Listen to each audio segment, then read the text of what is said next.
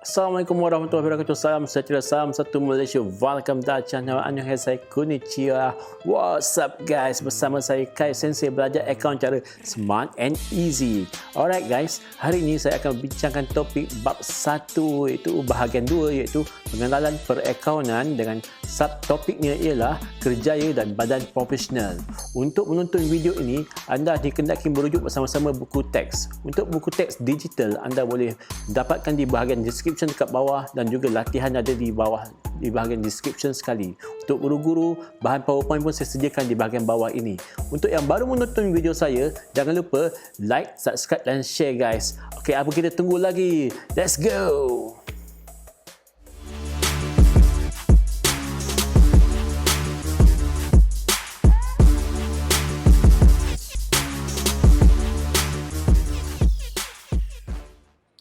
Okey guys, kali ini kita sambung lagi pengenalan kepada perakaunan dengan subtajuk dia kerjaya dan badan profesional. Okey guys, profesional Apa itu profesional? Profesional kita kena sebelum tu pelajar kena tahu menyatakan maksud profesional itu objektif dia dalam subtopik ni. Profesional merujuk kepada seseorang yang memiliki kepakaran dalam bidang tertentu. Okey, maksudnya dia pakar lah dalam bidang dia. Contohnya doktor, engineer, accountant. Okey, profession perakaunan ataupun maksud profession dulu. Profession adalah kerjaya. Okey, mari kita pergi. Okey, standard pembelajaran untuk profession perakaunan ni, pelajar boleh meneraikan profession perakaunan yang boleh diceburi. Okey, profession dalam perakaunan adalah pelbagai skop kerja yang sangat meluas. Antaranya ialah yang pertama dekat bawah tu accountant, kedua juru audit, ketiga pengurus dana, tak handsome tak apa janji kaya. Jadi pengurus dana lah tu. Okey, seterusnya penasihat keuangan dan ketua pegawai keuangan. So pelajar boleh senaraikan kelima-lima ini. Okey, senang sahaja. Okey guys, kita teruskan lagi. Seterusnya ciri-ciri accountant sebagai pemimpin.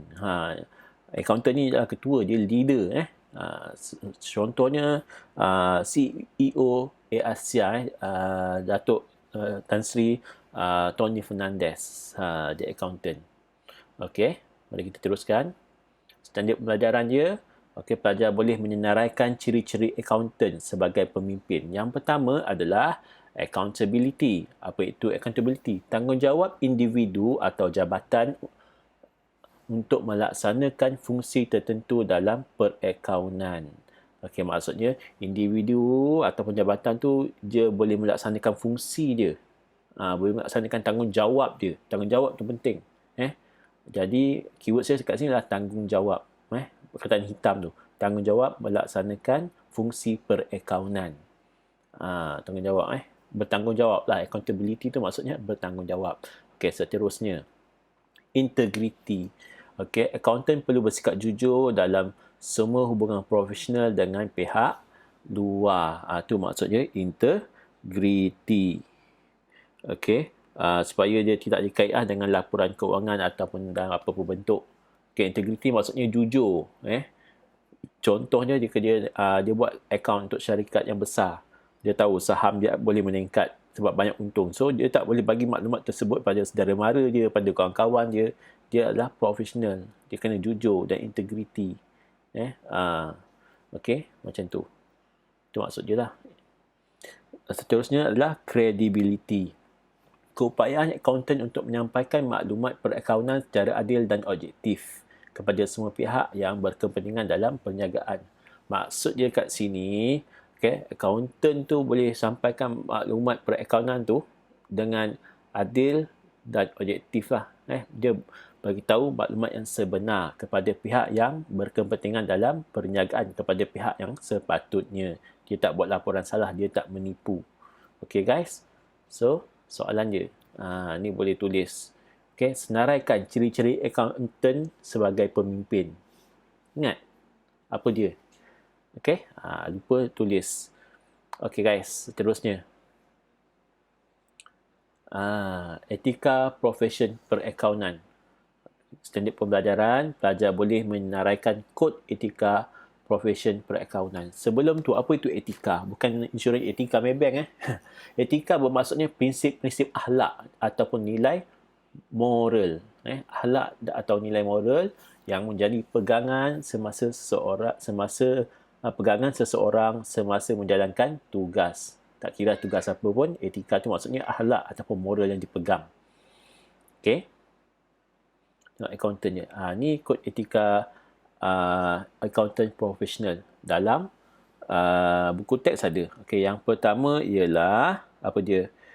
Kompetensi. Apa tu kompetensi? Iaitu dia accountant ni maksudnya tengok buku teks. Accountant harus profesional, berkemahiran dan berkeupayaan untuk memberikan perkhidmatan perakaunan yang terbaik terhadap pelanggan. Dia profesional, dia mahir. Kompetensi. Okey, kedua integriti. Integriti dah tahu tadi, accountant tu perlu sikap dia jujur dan telus lah dalam hubungan profesional dia. Okey, seterusnya kerahsiaan. Accountant tidak boleh mendedahkan sebarang maklumat kepada pihak-pihak yang tidak berkaitan. Itu rahsia, menjaga rahsia. Tak boleh sebarkan kepada orang-orang yang tak berkaitan. Okey, kemudian objectivity. Semasa menjalankan tugas, seseorang accountant tidak boleh berkompromi ataupun berat sebelah serta tidak terpengaruh oleh mana-mana pihak yang berkepentingan. Dia tak ada kompromi, dia berat sebelah, tak ada. Dia jujur, adil dan amanah. Okey, sifat profesional. Okey, accountant perlu mematuhi semua undang-undang dan peraturan berkaitan serta mengelakkan segala tindakan yang boleh menjejaskan profession ini. Dan sekali dia kena sifat profesional lah. Nama pun profesional kan, accountant. So, dia kena ikutlah kod etika accountant profesional. Okay guys. Okay, soalan. Senaraikan 5 kod etika profession perakaunan. Tulis dalam buku. Kemudian cari jawapan dia. Okay. Seterusnya.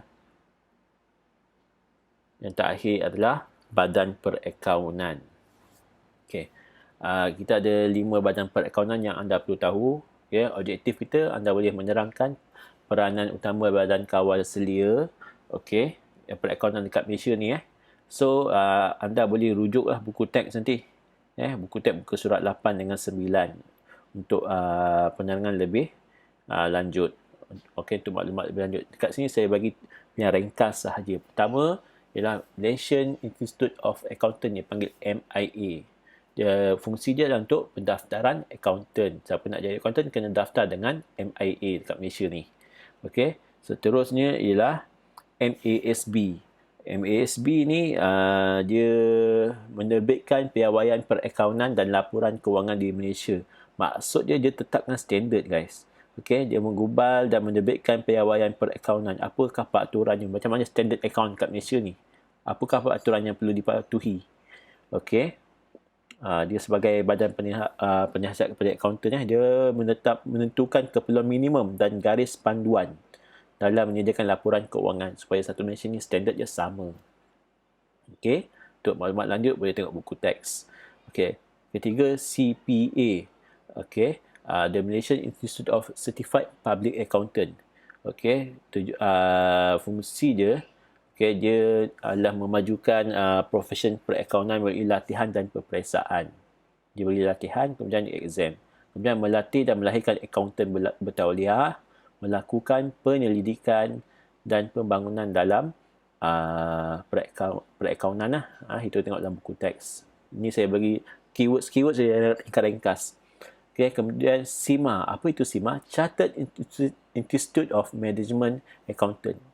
Dia melahirkan accountant profesional yang mahir mengurus dan mentadbir perniagaan serta menangani perubahan-perubahan.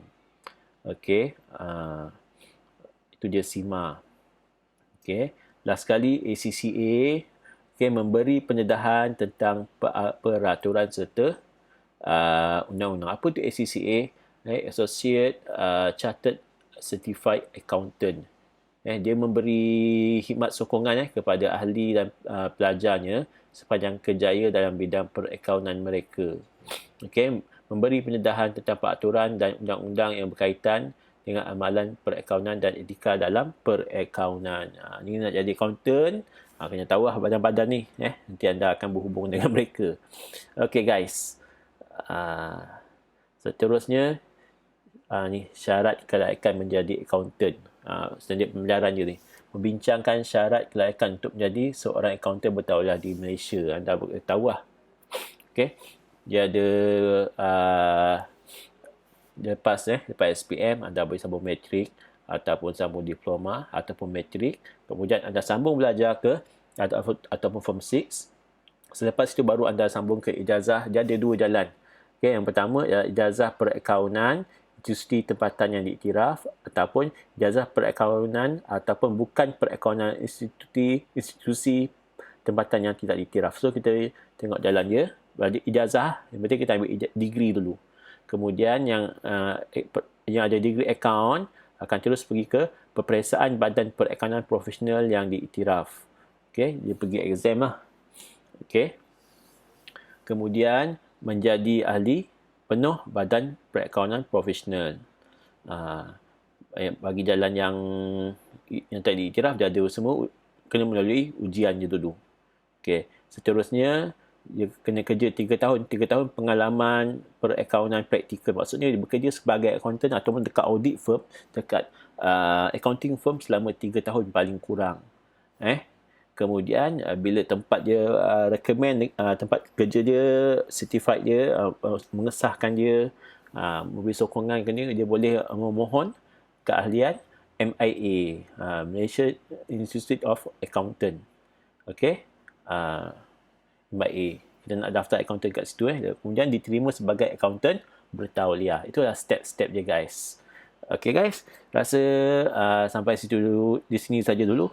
Okay, jangan lupa like, subscribe dan share video saya. Okay, jangan lupa boleh download latihan dekat bawah jika ada. Okay, dan tunggu video-video yang seterusnya. Terima kasih. Bye-bye. Adios.